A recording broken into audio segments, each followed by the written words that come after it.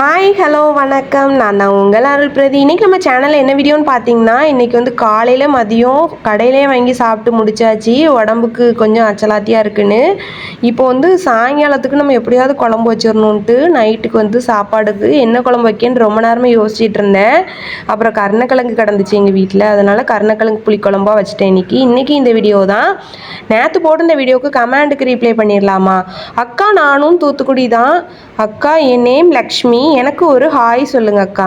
Hi Lakshmi sister, எப்படி இருக்கீங்க? நல்லா இருக்கீங்களா? இன்னொரு கமெண்ட், அக்கா நீங்கள் எந்த ஊர் சொல்லுங்க. எனக்கு வந்து தூத்துக்குடியில் தரவைக்குளம் சிஸ்டர். இன்னொரு கமெண்ட், அக்கா மை சன் விஷ் பண்ணுங்க, நேம் குண்டு ஹெவன் அப்படி சொல்லியிருக்காங்க. ஹாப்பி பர்த்டே குட்டி தம்பி, எப்போவுமே ஹாப்பியாக மட்டும்தான் இருக்கணும். God bless you.